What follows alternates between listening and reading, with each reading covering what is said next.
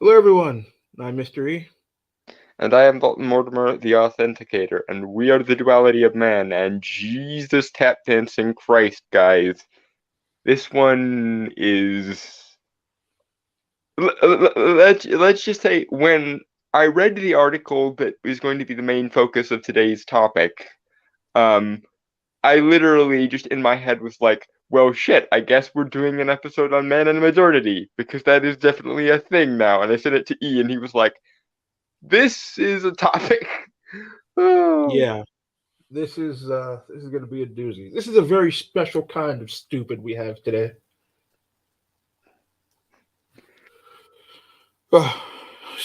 This is a article on Mel Magazine written by a guy called Miles Klee. Came out a month ago. It says, "Reject modernity, embrace masculinity is a new low point for meatheads. How a culture war meme turned into a bodybuilding slogan." What does it mean to be modern? Now, Dalton, do you want to give us our definition before we get into the article's definition? I mean, yeah, you can kind of start us off on that one because I would go off into the philosophical weeds, and I'm probably going to do that anyway. So it's better if you go first, probably. Uh, Uh, so, modern. In my opinion, modern refers to our current culture, say like the last 10 years. And see, the last 10 years, and it regards to how our culture has changed over time, how our values have shifted, and uh, how we view the world as opposed to how they view the world in the past. Now, whenever the topic of modernity comes up, I kind of do an eye roll because a lot of the you know viewpoints that make up our modern culture are coming from academic pseudo intellectuals and universities. oh my, yes, there's that. There is so much of that. So You could almost call the modern conception of modernity post-modernity because it's very heavily rooted in the Hegelian dialectic of history. See, a lot of people make the mistake of thinking that Marx is the originator for a lot of this. They'll even go so far as to call what we're dealing with now cultural Marxism, but it isn't because you see, Marx was not original at all. All he did, all he and his buddy Engels did, was take Hegel's historical dialectic, which is a way of which is a way that a German intellectual named Hegel decided to look at all of human history in a dichotomous way of thesis and antithesis, or oppressor and oppressed, or bourgeoisie and proletariat. You can swap out the MacGuffins for whatever you like, and that's exactly what Marx did. He just took Hegel's conception of history and focused on the economic aspects. Um, Whereas Hegel originally himself focused mostly on culture and history. So, to me, cultural Marxism is not only a misnomer, but a bass-ackwards misnomer because Hegel's dialectic of history was already cultural and historical before Marx even got to it. But the relevant upshot here, before I go too far into the weeds here, is Hegel broke down history into three epochs or eras: the pre-modern, the modern, and the postmodern. Um, and it very much seems like the current crop of pseudo intellectuals and academics are trying desperately to push um, history and the Overton window from the modern era into the postmodern era. The problem being, Hegel's entire philosophy is based on false dichotomies and falsely dichotomizing literally everything under the sun between one team, which holds the power and another team which opposes it. And allegedly, according to Hegel, eventually history will stop because there will be no more dichotomies worth fighting. And if this sounds to you like Marx's definition of communism, i.e., eventually the dictator will just spontaneously give up his power and we won't need classism anymore, that's because, like I said, Marx got everything he got in his philosophy from Hegel. He just hyper focused on the economic aspect of it. Um, and that is also why Marxism makes no fucking sense, because there's no reason to think that all of a sudden economics would just stop mattering. And much in the same way, there's no reason to think that history will spontaneously just stop mattering. But try to explain this to modern progressive intellectuals, and by the way, this is the root of progressivism, the idea that history is a myopic movement in one direction and never contains more than two sides of any given issue. That whole annoying thing about progressives and their current year is Hegel. Through and through, that's exactly Hegel's historical dialectic. One day history will just stop and we won't have any more battles to fight. Derp. Hegel. Um, but the long and the short of it is, I'd actually go a little further back than you would. I would say modernity as the intellectuals would define it probably goes back to about the 90s, um because I think what it is they saw the 90s happen and they went, oh, we're winning, so let's do our victory lap and push history from the modern era into the postmodern era. And now here we are in a world that is trying desperately to cling to some semblance of sanity while being pushed over the postmodern cliff into a nest of piranha. According to the article, it says in colloquial usage, we take modern to mean of the moment or right now, something of the present. Yet the modern era encompasses the last 500 years of human history, including scientific and industrial revolutions, global colonialism, and mechanized wars. It's difficult to conceive of how we would unravel all this modernity. Well, for starters, you're throwing the net a bit wide there, my dude. You're basically throwing in everything. You're basically conflating the modern day progressive Hegelian view of history with the Enlightenment. And funnily enough, as we all know, the common Antifa slogan is liberals get the bullet too, because the modern day intellectuals um, view uh, the Enlightenment as the beginning of the patriarchy, basically, for all intents and purposes. Now, let's get into this because this is where it gets good. Reject modernity, embrace tradition has become a slogan of the far right, and especially the proponents of what is sometimes called the Dark Enlightenment, people who scorn ideas like liberal democracy and civil rights, yearning for institutions of monarchy and Christian absolutism. That is bullshit. Speaking as a polytheistic occultist who is also crippled and gay, I know I don't want to institute traditionalism again or anything. Here's the thing: But when people say reject modernity, embrace tradition, that's literally not what they're talking about.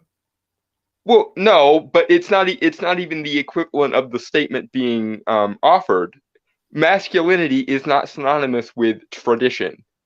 It might be for men, but as we know, traditionalism isn't very conducive to caring about men, because the traditional role for men is to be youthful and to shut the fuck up and get on with their shit. Um, I don't even think it necessarily means um, tradition as in societal tradition. I mean, it's tradition as in how men used to be as opposed to what they are now. yeah, but in this one aspect, I'll give some leeway here, because I don't think the answer to deconstructionalism is traditionalism. Um, I maintain that both of these states of affairs were not at all conducive to men's personhood or men's uh, emotional lives or personal self worth. Because again, the traditional role for the man is to be the useful appliance, and the traditional role for the woman is to be a sheltered Fabergé egg of a person. Um, Well, I and know that quite there's frankly, I'm on team. How about neither of these? well, I know that there are a lot of problems with society in the past, but I do definitely think that there were things that were traditional that worked, and I I think that we should preserve what works, and what doesn't work, we should try to find something Yeah, better. and Unfortunately, yeah, and with that yeah. Go ahead. Sorry. unfortunately in modern society, there's a lot of things that don't work that people refuse to get rid of. And a lot of things that do work that for some reason are now the devil. Um, for example, if you even bring up that evolutionary psychology and biology exist, then you are basically the devil. If you bring up that identities are not teams and that demographics don't have hive minds, then you're basically the devil. Um, if you bring up that sexual dimorphism is a thing and men and women have natural predispositions, that some of the inequalities can be accounted for by, then you're basically the devil, and that's the difference. This is why I got kind of hung up on the traditionalism thing of it all, which is it's a false dichotomy. There are other choices between, you know, we don't have to go back to Salem circa 1692 or 1950s Leave It to Beaver era to oppose um, deconstructionalism, nor do we have to go full tilt deconstructionalism to escape traditionalism. My approach is just the individualistic liberal slash libertarian approach of treat people as individuals with their own individual lives and agency, and whatever choices they make as a result of those will be okay, because they're probably going to be based on evolutionary psychology and evolutionary biology, which is the part of tradition that works. Like, I see a lot of people now against the idea of the traditional family. But if you look at history, it's something that works. Like you have parents taking care of their offspring, usually in a pair bonded relationship, and you can see that this is something that has formed from like multiple cultures who most likely developed this independent of one another because it's something that works. Yeah, because once upon a time there were like 500 different humanoid species on the planet, circa around the last ice age, and Homo sapien was best ape uh, among those proto-human species. That's why we interbred with and then eventually annihilated the Neanderthal. It's why we interbred with and then eventually annihilated the Cro-Magnon. It's because we took what parts of their dynamics we could via breeding with them, and the parts that made us better than them at surviving in the um pre- the prelude to the previous ice age, made us better adapted than them, so we kept them.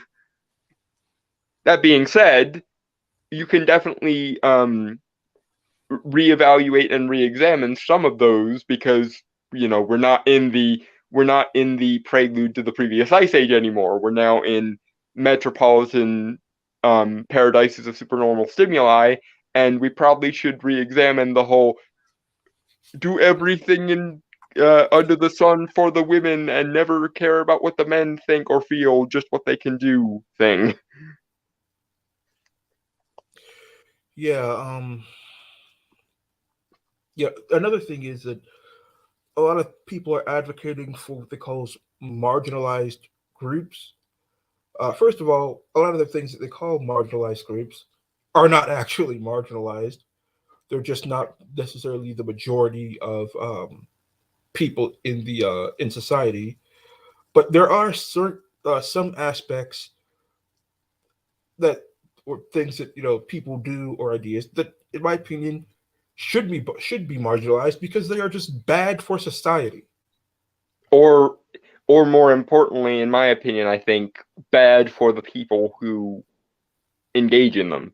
Like I don't like defaulting to mass society as the overall as the overarching authority because frankly society is to reflect what human beings want for each other rather than to control what human beings want for each other. The whole reason that the Rousseau social contract theory makes any sense at all, which is not much, but the reason it makes any sense at all is because in absence of a civilization, human beings make civilizations. It is what we do. That's because we, as a you know, mostly copacetic social species, find it better to cooperate with our fellow man than go all tournament species like the bonobos and the chimps do. That's why we're not bonobos and chimps anymore because we figured out how to do it better than the bonobos and the chimps. Yeah, and I do agree with you that there are certain things that are not being permitted that are bad for themselves, the people who do them. Like drug use is not as stigmatized as it used to be, and as a result, we now have a heroin epidemic. Of course, a large part of that is I'm willing to blame on the drug war because I think if we treated drugs like we treat medications, a large part of the problem with drug culture would evaporate into thin air because we wouldn't have to deal with cartels and black markets and shit. Well, the thing about Um, medication is that there's usually some beneficial aspect to it. I don't see much benefits in, say, heroin. well, but the problem and the irony there is that morphine and heroin are basically all but indistinguishable from each other, chemically speaking. The main issue with, and maybe this will have to be another show someday, a duality of man and drugs episode, um, is that if we held street drugs to medical quality and purity standards like we do with over the counter and prescription drugs, they would either be indistinguishable from their legal counterparts or better than their legal counterparts. And But there here's have the thing: actually we been don't. studies on, for example, psychedelics that suggest there are legitimate medical benefits to them. And if we were a sane, rational species, we would stop vilifying them and um, isolate those beneficial aspects and, again, hold them to medical quality and purity standards. But, you But know, the thing when you mentioned heroin and morphine, like I understand that like the dulling of pain has definite medical benefits, but it's still not something that we allow people to take freely. yeah, and if we ended up regulating heroin like we regulate morphine, that would be a movement towards win state in my book. Same thing with methamphetamines and Ritalin. I've known people who take Ritalin because they have a ADD, and the funny thing was this one guy I knew in college was a freaking mathematics and engineering major, and he would often make the joke that chemically speaking, methamphetamines and Ritalin are like one peptide away from each other or something. I forget exactly how he phrased it, but it was always funny to me that Ritalin is all but basically legal math, and yet we can't say, maybe we should stop cutting street meth with poison, and then it won't be bad. But the thing is, well, not to get too into drugs, but Yeah, again, maybe in the not so distant future we'll have to do a duality of man and drugs episode. Because that would actually be a pretty um, nice tie-in with the homelessness issue that we've covered before and some of the other stuff we've covered. So, but all right. finish your point, and then we'll get back into the article and how he vilifies any semblance of masculinity whatsoever. So yeah, it says in memes and videos they contrast everything they hate about today: gender fluidity, junk food, social justice advocates, things we also hear here, the duality of man, uh, with whatever they find cool about the past, idealized representation of European whiteness, castles, Beethoven. It's a childish understanding of how life was lived in 1800s or 1600s, going no deeper than the aesthetics of painting and architecture from those periods, but it props up the notion of ours as a fallen or corrupted time. It's also a Oh, shortcut to straight okay. up Nazi content. All right, that's bullshit. Okay, let's just un unravel that Gordian knot of bullshit just then. Um, one, you and your social justice ilk do not have any room to talk when it comes to myopic understanding and childish understanding of the past, because you guys do it from the other end. You guys say that everyone who ever lived before like 1700 must have been backwards, primitive, um, I mean, not even then, because cave now they're starting to cavemen tear or down Abe Lincoln. yeah, but like point being, well, yes, you could easily make the argument that some people, and I'm sure they do exist, over idealize the past, and there are people who do. I am the first person to say the past sucked for everyone, not just men, not just women, but everyone in some ways. However, just like it's fair to say there are ways in which the past sucked for everyone, there are also things that we did better back in the day that we have lost. Yes, lots of good ideas about values and philosophy and virtue came from the past, and it's Yeah. like, Yeah, nope, the mathematics of art and sculpture, the um courtly conceptions of honor and duty and so on and like okay, this is a slight sidebar, but it's relevant. I subscribe to a lot of channels that are focused on, of all things, historical cooking, because I am a massive nerd in basically every way you can imagine, and that includes um geeking out about historical cooking methods. And if you look at, for example, um, the Victorian Way series on YouTube that's done by I believe it's British Heritage Channel, or you look at John Townsend, who focuses on 18th century cooking, or you look at Max Miller's channel, Tasting History. One of the things I find more interesting than the ways in which people are different now than they were is the ways that people were very similar back in the day. And I think this is the number one failure of everything that is based on Hegel's dialectic. The idea that before whatever you consider the cutoff for modernity to be, everyone was a backwards primitive animal, and no one had similar thoughts or feelings or ideas to your own.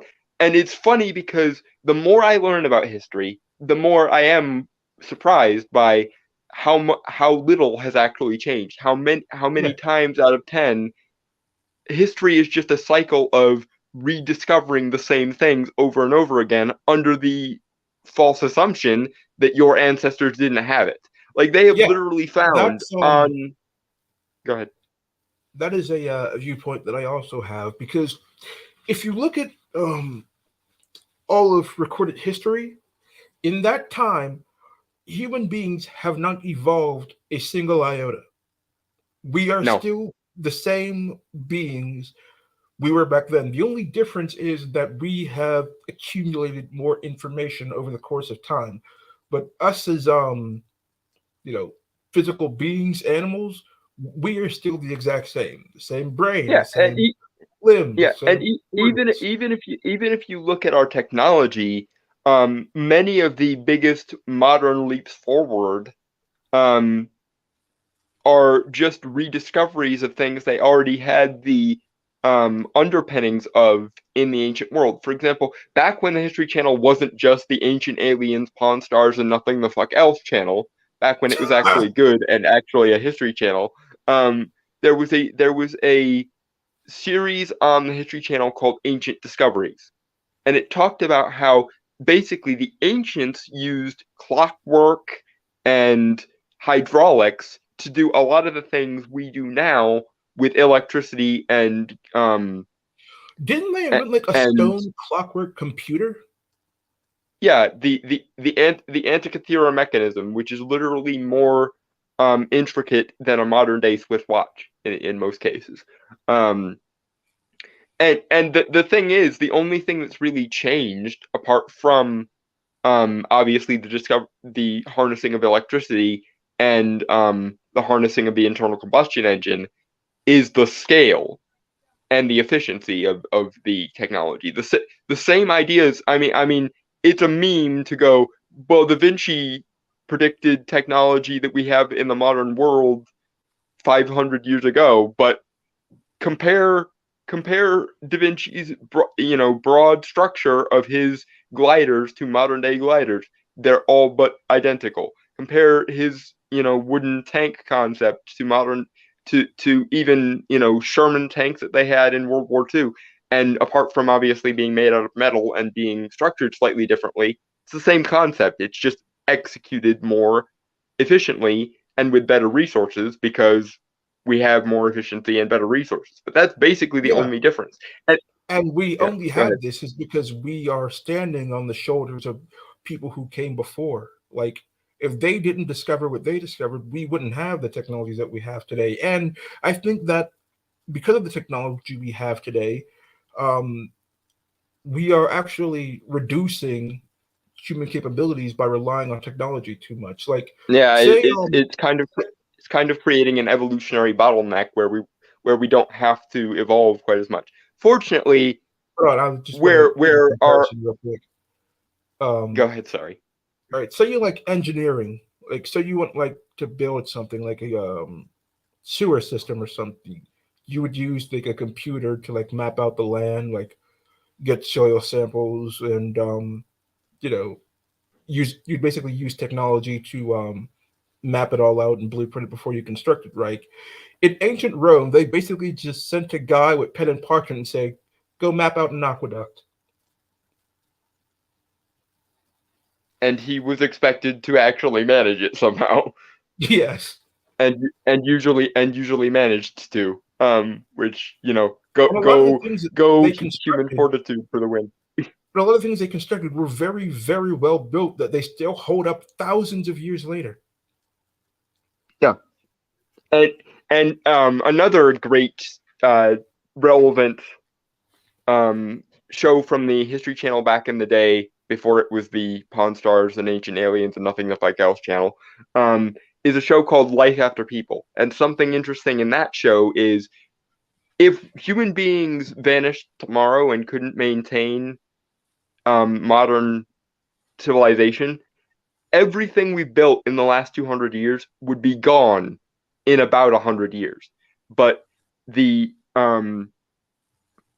the ancient stone monoliths, like your pyramids, both Mayan and Egyptian, your Stonehenges, and so on and so forth, would still be here, probably recognizable as a settlement of some kind, even on the evolutionary timescale of like the the apes could evolve into proto-humans before Stonehenge and the pyramids, both Egyptian and Mayan, are no longer recognizable.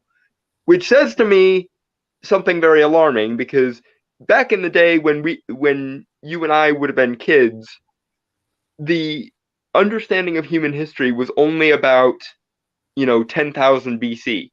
We're now getting to the point where the overall time scale for human civilization appears to more likely be 100,000 BC, which brings up the question of, has this happened before? And if so, how many times has it happened before? Because we now know, based on the archaeological record, that the Sphinx actually well predates most of what we understand to be the Egyptian civilization.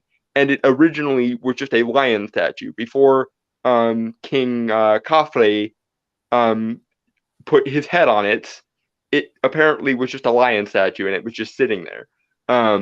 Which brings up the question of how many times has human civilization collapsed utterly, erased most of what we would call modernity, and started over from the Stonehenge or pyramid level?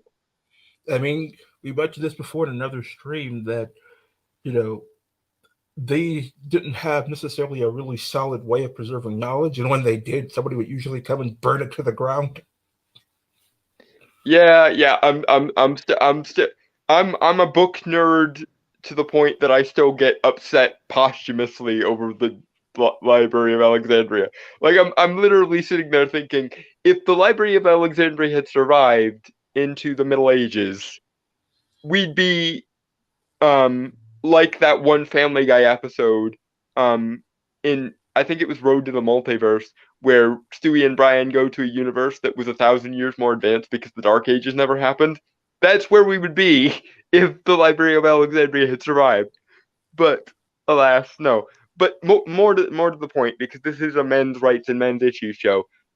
Most of what we recognize as human achievements was at least maintained and constructed by men, probably quite a lot at the behest of women, fair enough, but it was the men on the ground doing the work, much like in the modern world, but never the fuck mind. Um, Yeah, but so we have a comment from Ed Brewer. It says building on slash improving existing ideas is one thing, but innovators are still needed to move forward. That's absolutely true. We've had a lot of yeah, famous innovators, Da Vinci being one of them, yeah, Da Wright Vinci, brothers, Tesla. I mean, Oppenheimer Nickel, to go to a yeah, darker direction. yeah. Nikola Tesla is still about 100 years ahead of where we were. If you actually look at some of his later patents and ideas, Wasn't he trying to um, build a death ray? he did have a like energy weapon defense system or something in mind. He also basically um intended to use giant Tesla coils in the same way that we use like modern radio towers and Wi-Fi even. Like he literally intended to basically use Tesla coils to create a more advanced version of what we would now call the internet. Like he intended to encode information into Tesla coil energy at one point. And if his, I think it was Wolverton Tower concept had worked, he probably would have. But I still think Nikola Tesla is about 100 years ahead of where we are now. So Uh, come back in 100 years, and we might realize just how far ahead of his time Tesla was, so there's another or part of this. sooner if Elon Musk has his way. But I'm ching. There's another part of this. Says, but it props up the notion of ours as a fallen or corrupted time. What do you think about that? Are we at a fallen and corrupted time? I would say, morally speaking, absolutely. Okay, it depends on what you mean by fallen, because I think this is yet another case of false dichotomy. The most accurate way of phrasing this is we have advanced in some ways and we have degraded in others. I think that's the most honest way to put it, because well, we just spent like 20 minutes talking about how the past was more advanced and more humanoid than we think, and it is, and I will die on that hill if necessary. Um, there are also ways that, just like you can say human beings haven't really changed, we've always been reinventing the same ideas over and over. You can also just as equally say we have also never changed as a human species, and therefore we frequently remake the same mistakes over and over and over again. Um, a great example in relation to the whole men's rights side of things is every successive generation of men, for some goddamn reason, assumes that they are the first generation of men to understand the humanity of their women and the importance of serving their women. Yeah. Blackstone did this in his like Declaration of Sentiments. Um, the even Islam does this in relation to times before Islam was created. Every successive generation or new culture of men likes to believe that they are the first generation of men in human history to ever figure out how to properly treat the women. Yeah. And when There's you a look, quote I don't remember who it's by, but it is absolutely perfect quote for the situation. It says, "We learn from history that we do not learn from history." yes, that is the first thing you learn from history if you know enough about history. Well, okay, the first thing is, like I said, um, your ancestors were just as human and flawed and also advanced as you conceptually and intellectually. The second thing is because we haven't really changed since the Stone Age, we also make a lot of the same mistakes as the previous generation, and very often, ironically, will make the same mistakes as the previous generation under the assumption that the previous generation didn't know what they were doing. But it's fine because every successive generation does that. Like Blackstone assumed that before uh, his generation, um, people didn't know how to treat their women, um, so on and so forth. And you even see it today with the people who are nominally anti-feminist, but will nevertheless say Islam is a misogynistic religion. Derp. No, if anything, Islam is misanthropic because it disadvantages both men and women, but never the fuck mind. But even the Muslims do what they do under the auspices of not hating their women, but trying to protect them. That's why the justification for example, the feminist idea of the male gaze is bang to rights identical to the Islamic justification of the burqa, i.e., men's gaze is animalistic and toxic, so we have to protect our women from those evil men over there. Yeah, but I think whereas in Western society we put the onus on the men to not go out and molest women, Yeah. we in Islam they put the onus on the women to cover themselves up so they do not attract Yeah. the gaze. In the feminist conception of the male gaze, the solution to the men are bestial and rapey problem, never mind if it's actually true or not, but the solution to the men are bestial and rapey problem is let's just let's just socialize the men into never ever looking at women, and that will totally solve the male gaze problem. In the Islamic countries, they go, well, since we know men are bestial and rapey and would never protect women if we didn't make them, let's have the women cover themselves up so that their bodies will be protected from the male gaze. Yeah, I don't think that's really possible. I mean, I will tell you right now, if you put a beautiful woman in front of me, it's out of my control. The eyes will begin to wander. Well, there's that, but there's also the fact of every man on Earth, at least the ones that aren't brain damaged by trauma early in their childhoods, understands that they should respect the boundaries of women. Like Yeah, this is this is basic neurotypical human male behavior to be unnecessarily, frankly, unnecessarily devoted to the purity and goodness of women. Um, yeah. Like a lot of men admire attractive women. We're not going to lose all sense of control. if anything, as any man who's ever tried to ask out a woman can attest to this, and I can say this from the outside looking in because fortunately I'm gay, I don't have to deal with this shit.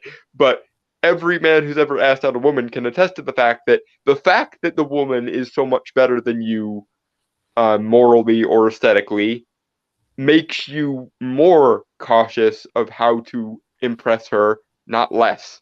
That's why men get tongue tied every time they so much as try to proposition a woman, would you like to go out with me?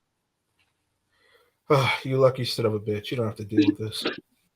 I mean, I do have to deal with twinks, and I will maintain that twinks are a Lovecraftian horror unto themselves, but I will admit I don't have to deal with the crazy woman syndrome. See, it says Ed Burr said right now, see this upcoming abortion ruling. is a sign of a fallen society, while others see it as a society on the rise. Do you want to get into that, or should we save that for? Men, the duality of men and like parental rights really could and should be its own its own episode. Yeah, It's but kind of why I like it's kind of why I like doing this because, funnily enough, if you actually look at our back catalog, a lot of the ideas we come up with in one episode will end up reoccurring because they'll these vectors will sort of bleed into each other. Like we did one on men and the media, and that led directly into like men and fame, which is it's amazing how often that how yeah, copacetic that because is. some unfortunately far too many people don't realize this, but things do not exist in a vacuum. Things are interconnected. Yes, that we are a social species who builds like hierarchies and systems. That is again basic neurotypical human behavior, guys. And what's your You're not opinion special on because you thought to yourself, let's put things in a system. Every human ever made is or ever born has thought that. what do you think about that? This viewpoint being a shortcut to straight up Nazi content. I mean, at this point, what isn't a Nazi? I've been called a Nazi. Yeah, ditto. Literally once on Twitter, I tried to explain to Kyle Cowgren, formerly of Browse Held High, who used to be one of my favorite YouTubers, actually, the background behind the Kekistan meme because he was making a video and he was concerned about getting trolled. So I, in my naivete, said to him, if you're worried about being trolled, then troll back. Trolls will respect you if you're willing to play the game with them. And then I ended my tweet with hashtag praise Keck. And he lost his goddamn mind because he assumed that the Kekistan meme was some kind of Nazi dog whistle. So I thought to myself, again, in my perhaps naivete, okay, maybe he doesn't know the backstory behind the Kekistan meme. So I tried to explain to him, the background of the Kekistan meme. And he called me a Nazi and then blocked me, despite the fact that I'm gay and crippled. Um, That was a so good meme. I miss it. I still consider myself a proud citizen of the nation of Kyrgyzstan, frankly. I gotta say, you would make a terrible Nazi.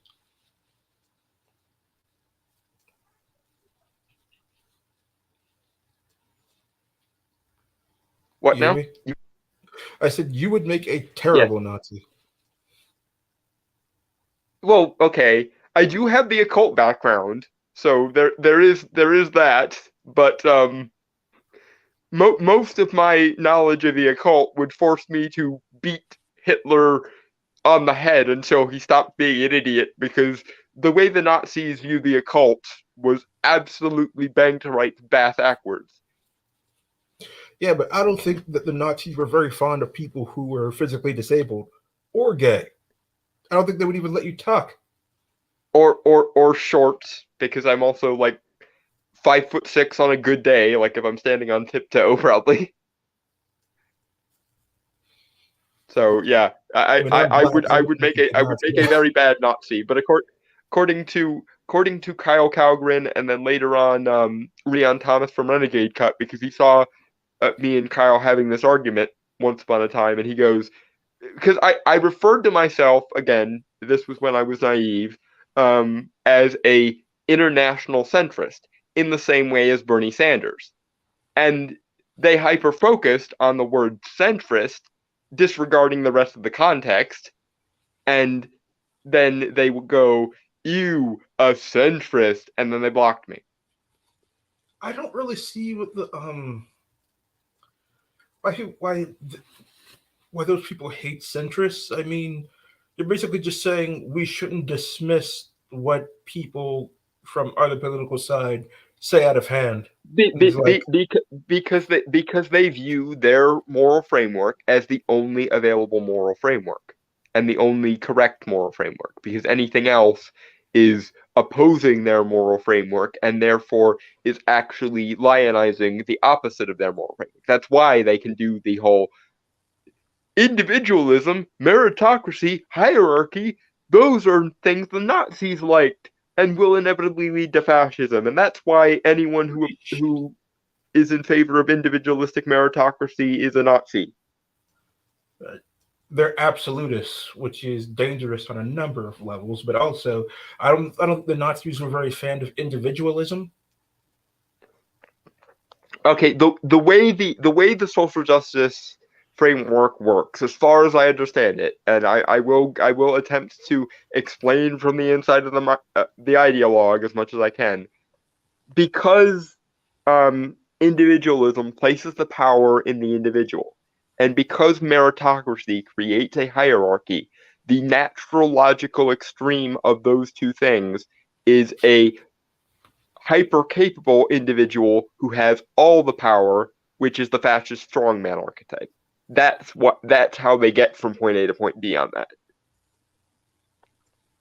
So their only alternative from inside their own framework is a structure that places no emphasis on the individual and the individual power whatsoever, and the abolishment of all hierarchy that puts anything above anything else.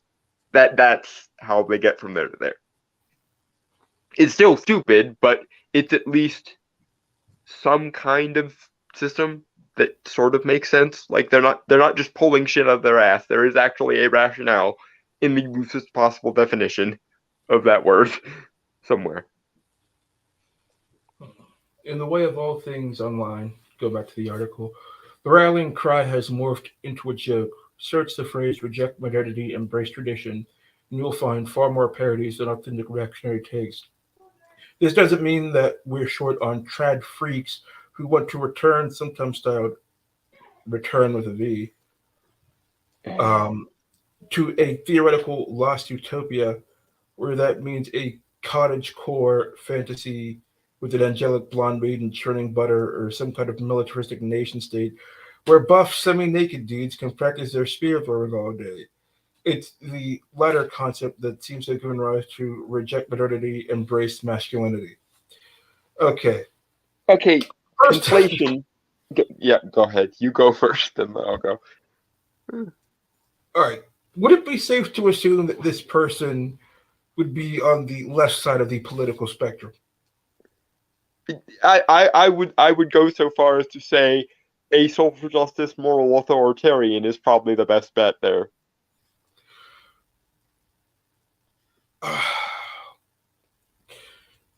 The phrase trad freaks irks me somewhat because if you're being trad, wouldn't that be the opposite of freakish? No, no, no. Okay, I'll be intellectually charitable and intellectually honest on this particular. I think what he means is the people who are like puritanically and myopically devoted to tradition. The Helen Lovejoys, the Jack Thompsons, the Frederick Wortham, those sorts of people. The spanner in his works is that he conflates anyone in favor of basic evolutionary psychology, and that might have an impact on things with that kind of strict traditionalism. And again, I know I'm going to sound like a broken record on this one, but it's the false dichotomy issue again of any deference to anything relating to reason, meritocracy, or human evolutionary psychology and biology must be hyper traditionalistic. There is no way that anyone who isn't hyper traditionalistic um, would ever be in favor of Evo Psych somehow. That's the problem. The problem isn't that there are no trad freaks. There's again the Helen Lovejoys, the Pleasantville, the Westview from WandaVision. That kind of there are people who are that slavishly devoted to tradition, and quite frankly, they can, to borrow a phrase from Antifa, get the bullet too, as far as I'm concerned. But there's a difference between someone who wants to live in um, Pleasantville or Stepford or Westview I'm willing to bet versus those people are a very, very, very small number of people. yeah, and that's the problem.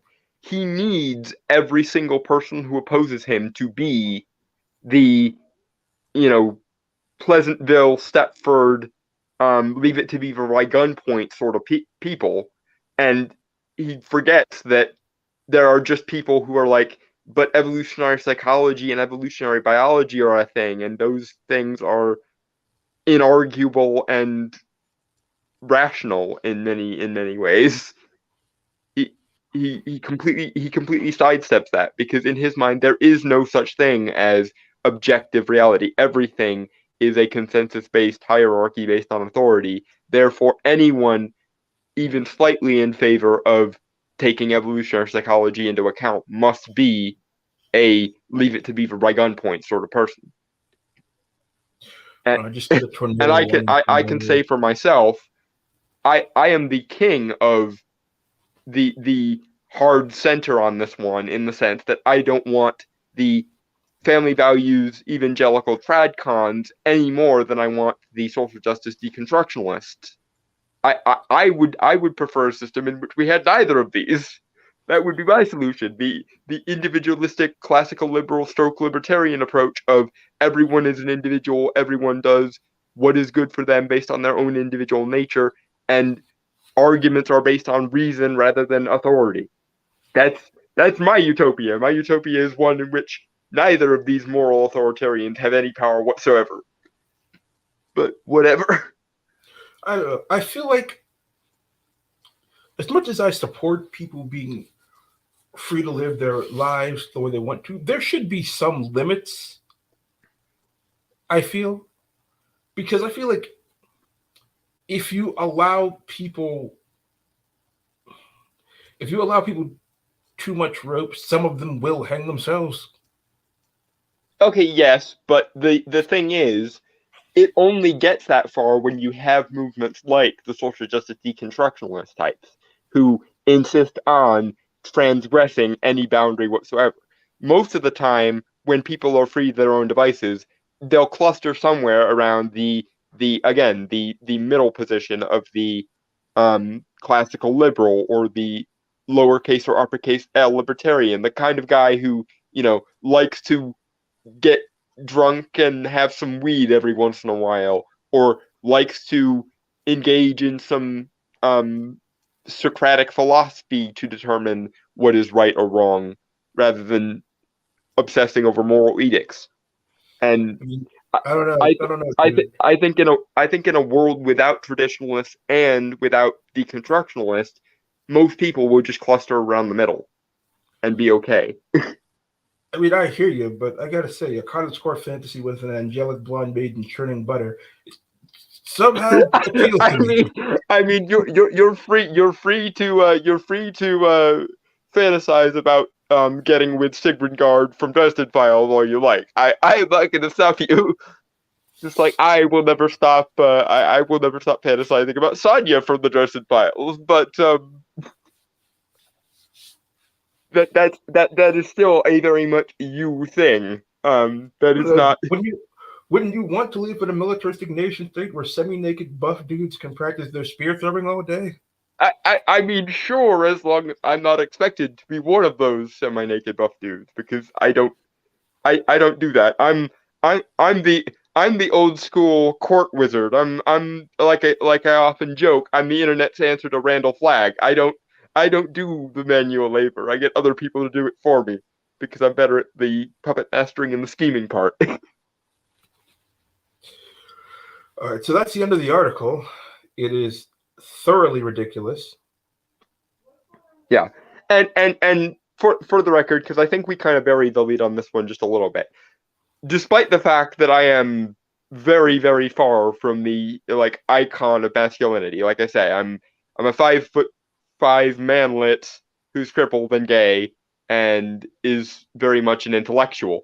Um, I don't have any problem with people whose definition of masculinity is the stereotypical gym bro thing, as long as it doesn't involve sticking my head in a toilet or throwing me in a locker. That would be, I would like to avoid that situation as much as possible, and especially because I am gay and I am also a bottom.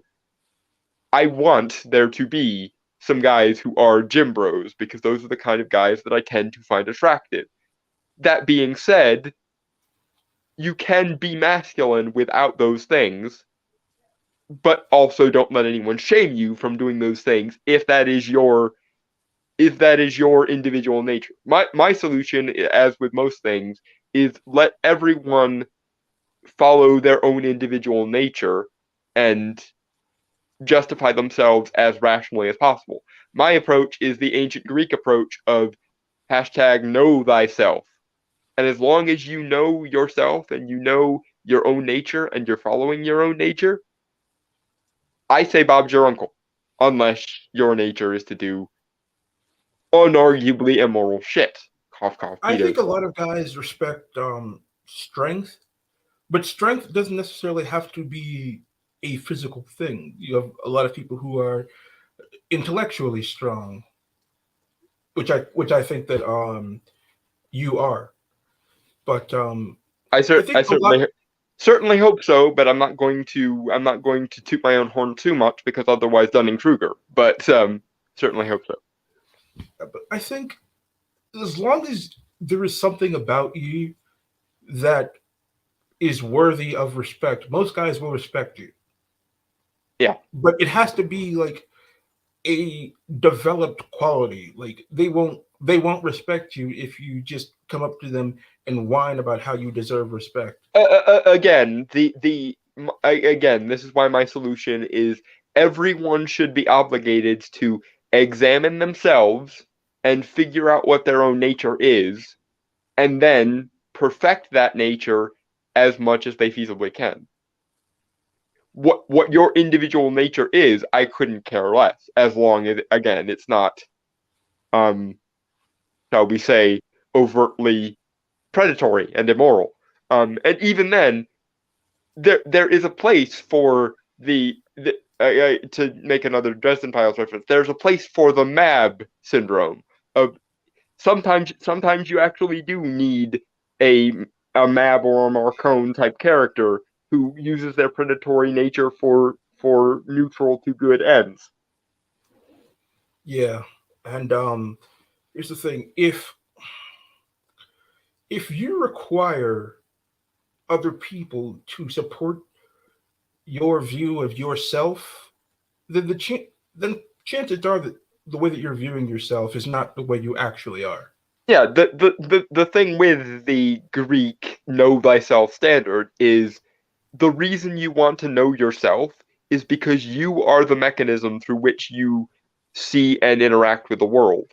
And if you don't know how that lens in that telescope of yours works, then you might distort the way the world works. Or if you don't know how you as a person, as an individual, want to act or could thrive, then you're probably going to wind up in a less than optimal situation. But it's incumbent upon you to always know yourself because knowing yourself allows you to examine yourself. And through that examination, you build a version of yourself or you optimize yourself such that you can stand up to logical scrutiny. And if you can't live up to logical scrutiny of some meaningful description, then you have work to do as per the old school Socratic standard of if you can't even um stand up to basic questioning, then you fail.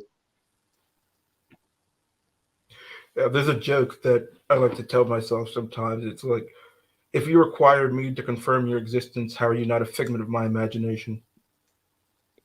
This is true. That being said, we are also a social species, and to ignore that aspect of human nature would also be folly. But I don't and this is the other thing. I don't think we need external systems of morality, be it traditionalism or social justice, to be good people. I think as long as we are neurotypical human beings who are allowed to develop in a um, human manner, we'll figure most of that shit out intuitively on our own because evolutionary psychology has already sorted this shit out for us. That's why evolution is such an amazing thing, because it basically gives you intuitively and instinctively most of the software you already need as long as you develop in a neurotypical way. And I don't mean, you know, I don't mean like gas the autist or something, because frankly, autists tend to be very, very based, and we need some weaponized autism in the future and in the present, and Yeah. I imagine we It's not probably it's not needed it the in the past. autists that are causing the problems. No, It's it's the borderlines, if anything. The the cluster B syndrome. I mean, as long as you don't have literal brain damage caused by emotional trauma, vis-a-vis narcissists, sociopaths, and psychopaths, you will figure out how empathy and morality work on your own time by your own mechanisms. Now, some of that you can chalk up to education, which is why I think we should give kids basic philosophical education like critical thinking. But as long as you have even the um, vaguest roots of that, most people will figure it out on their own. You don't need an academia or a cathedral or a priest or a professor to teach you how to be a good person. As long as you're raised in a reasonable manner and allowed to develop as a human being, you'll figure that out. You'll figure that shit out on an almost subconscious, knee-jerk, intuitive level. And the stuff that you can't figure out on a knee-jerk, intuitive level, you can figure out by, for example, examining human nature or your own personal nature, or even things like evolutionary psychology and evolutionary biology. If you know what it is to be human, you know that humans are naturally gynocentric, and so you can counterbalance that as and when you need to. And my word, how we've grown into a civilization that very much needs to get its shit together with regards to maybe don't worship the ground women walk on every 5 minutes, and maybe care about other men just a But I little think bit. one of the major problems that we're having in modern society, and I think this is really the article that I just read is a sign of that, is that there are people who want to tear down the past because one, it is not perfect, and two, because they are under the deluded belief that they can build something better. Which, by the way, once again, every civilization and every generation within every civilization has thought that about their predecessors and about themselves. They've all But the thing is, the people nowadays who are thinking this, one, are not nearly as smart as they think they are, and two, aren't nearly as smart as the people who made the civilization in the first place. This is true. And this is why, once again, one of the important things for every human being to establish is a connection to their own history, and not in the, oh, isn't history so backwards and barbaric and I need to fix it sense, but in the, as it turns out, every other human in human history was a human. Gasp, shock, horror. Who knew? Like, no matter how advanced of a modern person you think you are not the first human being to discover what it means to be human. And if you think you are, then you're probably one of the few humans who hasn't figured out how to be human properly.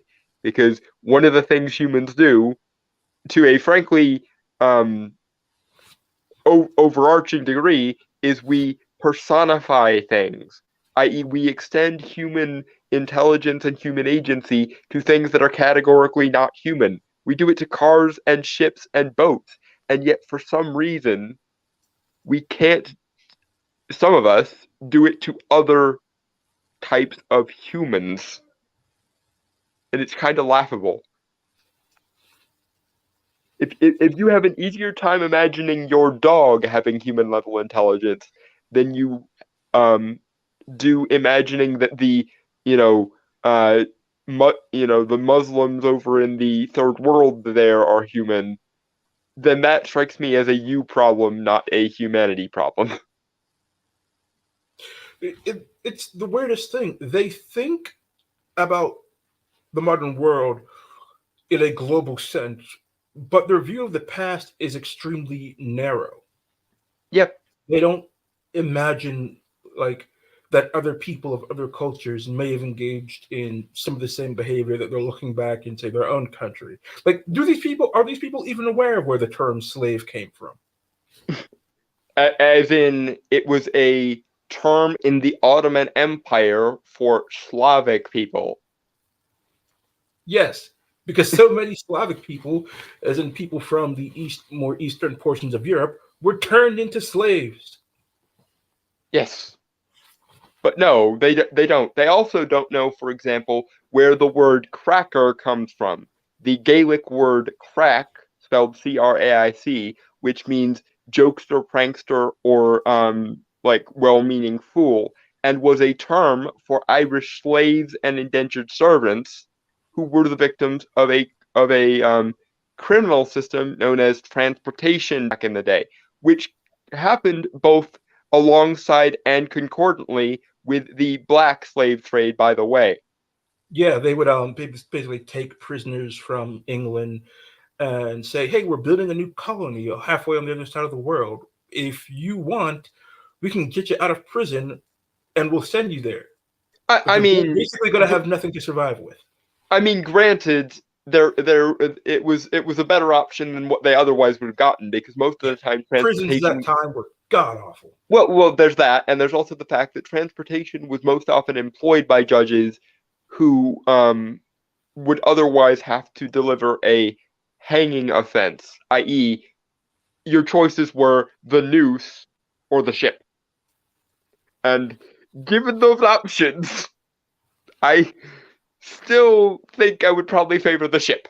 But that being said, for most of what we would now refer to as the slave trade era, the Irish Irish and Slavic slave populations were as ubiquitous, if not more, than the black slave was, to the And point that one of the terms for a black slave back in the day, especially in places like Canada, was smoked Irish, because they were like the Irish, but with darker skin.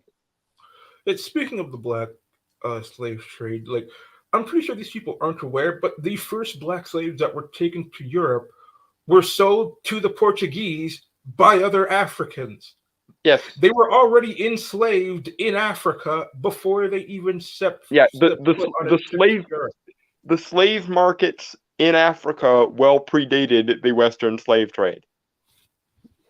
But we're never allowed to talk about how it wasn't a case of grab some wild tribal black people and send them over to Europe. It was a case of those people that were already in the slave market, i.e., already basically the equivalent of domesticated humans, i.e., they were basically put in the same conditions that we put battery farmed chickens in today before we slaughter them and eat them.